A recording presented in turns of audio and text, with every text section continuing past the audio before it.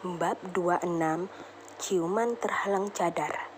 Setelah memastikan istrinya sudah hampir selesai, Yongki langsung meninggalkan semua pekerjaannya dan menuju ke universitas di mana Indria mengajar. Sepanjang jalan, dia uring-uringan. Yongki bingung harus bilang apa saat mau meminta maaf. Antara gengsi dan malu bercampur aduk. Ditambah lagi jika Indria nanti menolak dan malah menghina balik. Sebab Yongki sadar jika Indria juga belum mencintainya. Apalagi Indria pernah curhat soal lelaki yang lebih tampan darinya dan yang paling mencintainya. Tidak lama setelah menunggu, sang istri mulai terlihat dari kejauhan dan langsung masuk ke mobil. "Assalamualaikum," sapa Indria. "Waalaikumsalam," jawab Yongki.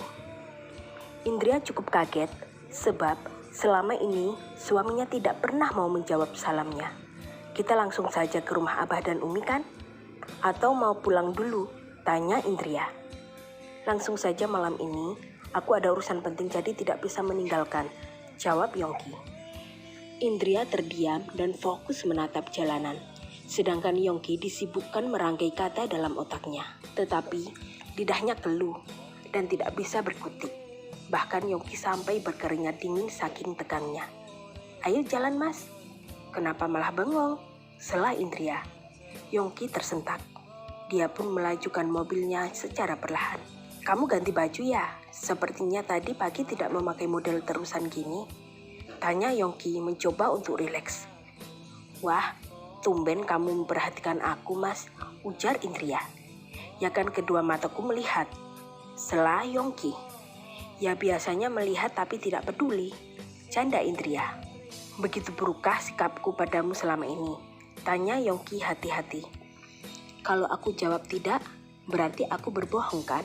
sela Indria santai. Yongki berasa sedang disidang. Mengingat semua ucapan dan hinaannya dulu memang sangat keterlaluan. Indria terdiam. Hari ini dia datang bulan. Untung saja semua sudah dipersiapkan. Hanya saja perutnya tidak nyaman. Indria bersandar, kemudian memejamkan mata. "Kamu kenapa? Tidak enak badan kah?" tanya Yongki cemas. "Tidak apa-apa, hanya sedikit lelah saja," jawab Indria malu mengakui. "Aku mau menemui klien. Sebentar tidak apa-apa." "Tidak apa-apa. Acara di rumah Abah dan Umi kan masih nanti malam. Mungkin malam ini aku ingin menginap di sana saja," jawab Indria santai. Yongki ingin mencari suasana yang tenang agar bisa mengutarakan niatnya dengan baik. Akhirnya, Yongki mengajak istrinya ke pantai. Agak sore begini, cuacanya tidak panas dan malah sejuk. "Wah, pantainya bagus sekali," ucap Indria bersemangat. "Kamu kalau mau melihat-lihat dulu tidak apa-apa, tapi jangan jauh-jauh. Kalau aku sudah selesai dengan urusanku, aku akan menyusulmu," saran Yongki. "Iya, daripada bengong di mobil aku juga akan bosan. Aku mau membawa kamera sela Indria. "Kamu punya kamera?" tanya Yongki. "Iya dong, ini juga hobi aku mengabadikan sesuatu yang indah," jawab Indria sambil mengambil kamera yang selalu disimpan di mobilnya. Biar lebih enak, Indria melepaskan sarung tangannya. Pada saat itu, Yongki gagal fokus. Ingin sekali dia menyentuh jemari sang istri dan sekedar mengelusnya saja.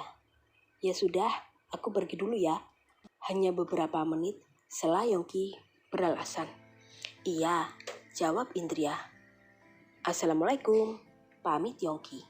"Waalaikumsalam," jawab Indria semakin heran karena suaminya juga mau mengucapkan salam ketika berpamitan. Mereka berpisah. Indria mendekati pantai, sedangkan Yongki menuju ke restoran yang tidak jauh dari mobil. Padahal Yongki sama sekali tidak menemui siapa-siapa. Itu hanya alasan saja. Beberapa menit kemudian, dia langsung menyusul istrinya. Semilirnya angin mengibarkan ujung jilbab dan cadar istrinya. Tanpa kacamata dan kaos tangan istrinya memegang kamera. Begitu menawan dan mempesona. Setiap langkah kaki Indria tampak anggun. Yongki langsung meraih ponselnya, mengambil gambar sang istri yang tengah berjalan ke arahnya secara diam-diam. "Mas, kok cepat sekali?" tanya Indria heran. "Tadi aku hanya tanda tangan saja kok," jawab Yongki. "Kalau gitu kita mau pulang ke Abah atau bagaimana?" tanya Indria. Kalau kamu mau menikmati pemandangan dulu, tidak apa-apa. Biar aku temani," bujuk Yongki. "Di sini udara terlalu dingin. Aku tidak kuat lama-lama," sela Indria. "Kalau gitu kamu masuk mobil dulu. Aku belikan minuman hangat." Timpal Yongki mulai cemas. "Iya, tapi jangan kopi, susu atau minuman coklat," balas Indria agak terharu. Indria merasa sedikit menyesal juga, karena sudah lama ingin ke pantai, tetapi tidak punya waktu. Hanya saja, perutnya yang sakit tidak bisa ditoleransi lagi. Tidak lama kemudian, Yongki datang, membawakan susu hangat sekaligus minuman coklat. "Pelan-pelan, masih panas," ucap Yongki. Indria menatap suaminya, bibirnya tersenyum dan bahagia. Diperhatikan seperti ini, Indria berharap jika keindahan ini tidak fana. "Mas, kenapa hari ini kamu baik sekali padaku?" tanya Indria heran. "Kenapa setiap kali aku baik kamu selalu curiga padaku? Apakah kamu mengira jika aku memberikan racun pada minumanmu?" balas Yongki kesal. "Bisa saja itu terjadi.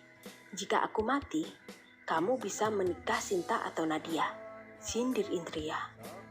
"Dari mana kamu tahu tentang Nadia?" tanya Yongki heran.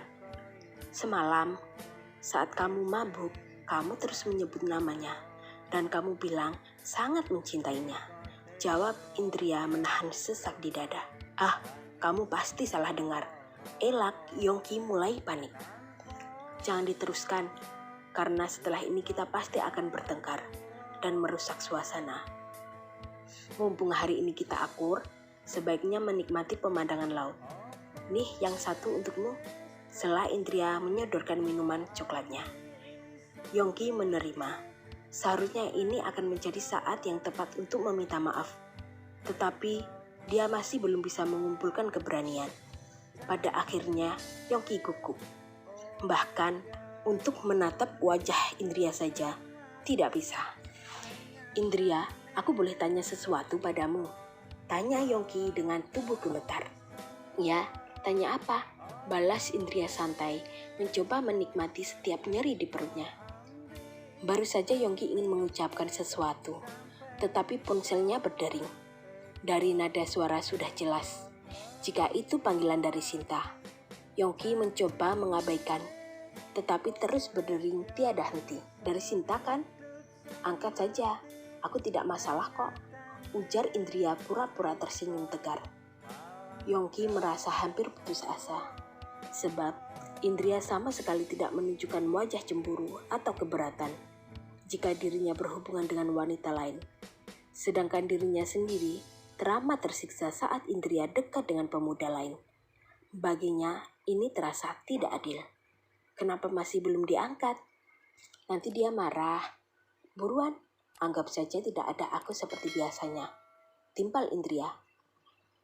Yongki masih termenung, marah dan bercampur kesal pada diri sendiri karena tidak bisa mengutarakan isi hatinya sendiri. Kenapa tidak diangkat juga? Apakah sudah bosan padanya dan punya gandengan baru? Kalau memang begitu, alangkah baiknya bicarakan secara baik-baik saja, sindir Indria. "Siapa yang punya gandengan baru?" "Aku tidak," elak Yongki. "Nadia." Yongki tidak tahan lagi begitu Indria menyebut nama mantan terdahulu. Yongki langsung menarik kedua bahu sang istri dan mencium bibirnya. Indria shock, walau ciuman mereka terhalang cadar, tetapi sudah membuat keduanya saling tegang dan salah tingkah. Yongki dan Indria saling memandang. Tatapan mata yang penuh arti. Tapi tidak bisa diungkapkan. "Mas, kamu... kamu bawel," Jika berani bahas hal yang tidak penting lagi, maka akan aku cium. Segah Yongki kehabisan napas. Indria diam, tubuhnya lemas karena ulah suaminya barusan. Detak jantungnya berdebar kencang. Ayo buruan pulang, nanti ditunggu Abah dan Umi. Sela Yongki sok bergaya cool. Padahal dirinya sendiri sangat tegang. Yongki menggigit bibirnya sendiri yang seperti kesetrum. Sungguh tadi dia tidak tahu harus berbuat apa dan secara spontan mencium Indria. Sebaiknya aku selesaikan urusan dengan Sinta dulu. Aku yakin jika sekarang aku katakan Indria hanya akan salah paham dan jelas menolakku. Aku harus buktikan dulu jika aku tidak ada hubungan lagi wanita lain. Aku harap Indria secara perlahan bisa mengerti. Jika aku mulai ada rasa padanya, batin Yongki fokus mulai menyetir mobilnya. Sedangkan Indria dalam keresahan yang tidak berkesudahan. Kelakuan suaminya saat menciumnya tadi terus terngiang. Belum lagi pelukan hangat semalam membuat Indria semakin tidak bisa mengendalikan hatinya. Aku tahu Mas Yongki pasti hanya iseng dan ingin mengerjaiku saja. Tetapi kenapa aku begitu tidak karuan rasanya? Apakah ini yang namanya cinta? Aku bahagia dan berharap untuk memilikimu seutuhnya. Hanya milikku seorang, batin Indria. Dalam perjalanan, keduanya saling diam dan tidak ada yang mencoba untuk mencairkan suasana. Sampai rumah orang tua, Yongki langsung berpamitan untuk tiduran di kamar. Yongki memandang lagi foto Indria saat yang dia ambil secara diam-diam.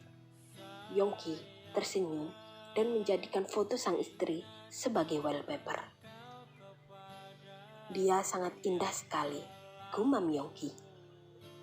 Kemudian Yongki menyentuh bibirnya sendiri, rasa aneh yang merebak ke seluruh nadinya. Padahal ciuman tadi juga terhalang cadar, tetapi memiliki kesan yang mendalam. Padahal selama ini sudah beberapa banyak bibir wanita cantik yang pernah dia nikmati, tetapi tidak seperti saat ini.